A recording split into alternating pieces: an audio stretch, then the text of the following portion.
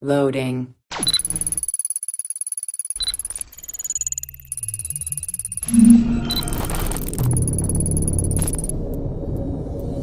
Welcome to Access the Animus. Hello everyone and welcome to a new video here on Access the Animus. Today we're going to have a look at all the ship stories that we were able to read and listen to while roaming East Anglia in the Assassin's Creed Valhalla demo that we were able to test a few weeks ago. For those of you who might not know, and in case you missed our first impression videos, while navigating waterflows along with the Skaldic songs, players will be able to listen to stories narrated by the ship's crew, who will help them getting immersed in the world while also providing a distraction while wandering around the map. Thus, the video will be mostly made up of the stories we experienced during our playthrough, but stick around until the end, because after we have shared with you all the ship stories we stumbled upon, we are going to showcase an unannounced quote-unquote feature connected to them that we have recently discovered. Thus, without further ado, these are all the ship stories we could find. We'll share a tale. Unar the Ugly was an excellent sailor who could pilot a longship entirely on his own. This is why Sigvaldi kept him around. In all other matters, Unar was a cruel, anxious and humorless man. He was one of the most unlikable people I have ever known. One year, I recall we had invited some Carls from the Yngling clan to dine with us. As we were serving ale, we came to find that we had none left. It so happened that the ale had run out just before reaching Unar's hall. This raised in him a word storm, and he accused Sigvaldi of treachery. Every man in the longhouse jeered at Unar for raising such a fuss. This made Unar angrier than before. He stormed out. A short time later, we heard him yelling through the door of the hall. "I set this scorn pole upon the men of Yngling for their dishonor!" We looked outside and saw that Unar had severed one of the heads of the Yngling's horses and stuck it upon a hazel branch. When he saw us gathering at the door, the Yngling Carls among us, Unar panicked and ran. He was not seen for many months. Let's hear a story. Some years ago, I took to sea with a sword dancer called Egil. Brooding warriors, face of stone and oak-hard arms. On a raid in Korla, we shored up along the edge of a forest and explored until we came to People Park. A large farm. It was night, and all were asleep.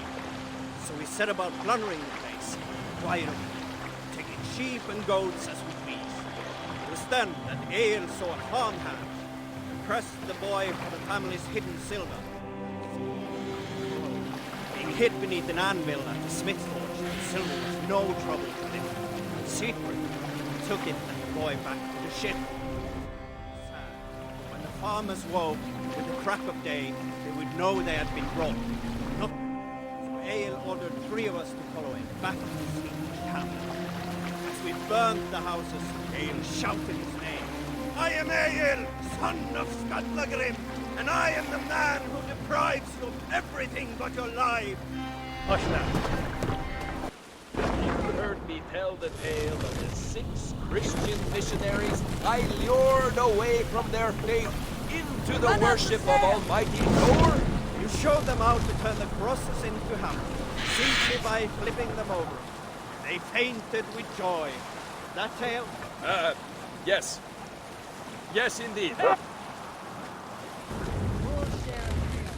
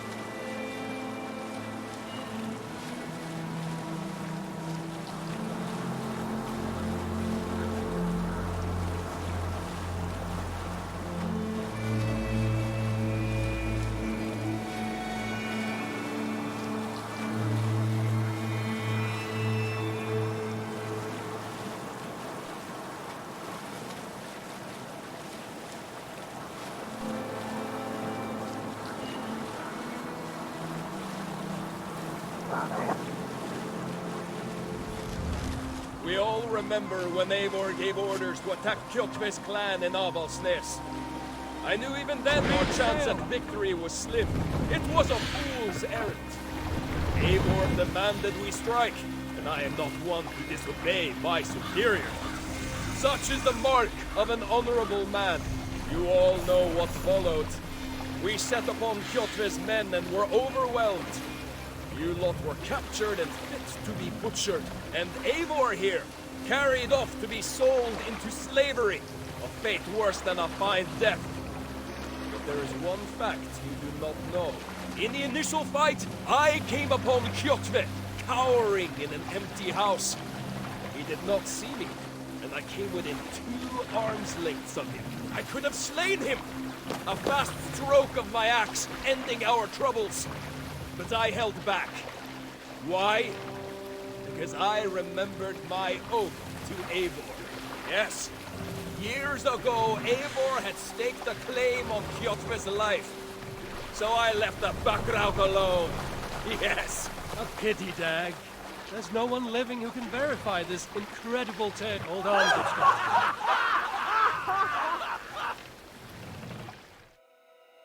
Well, did you enjoy that last story? Well, it turns out that it wasn't just written to get players immersed in the world. In fact, the story actually references some events that have happened earlier in the narrative and very likely in-game, as proven by the gameplay overview trailer. As you can see, this very brief shot showcases a fight between Eivor and a boss called Kjotve the Cruel, which very likely takes place in Norway, both because of his name and also because of the environment all around.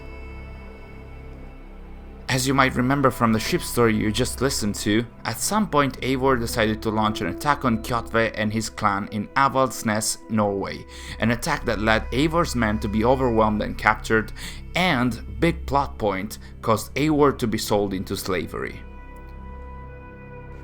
So, hoping we're not talking about 2 different Kjotves here, this indicates that the few frames shown in the gameplay overview trailer showcase the fight that is directly connected to the ship story, which in turn means that the story you listen to is very likely to be dedicated to something that happened in-game prior to when the story is told.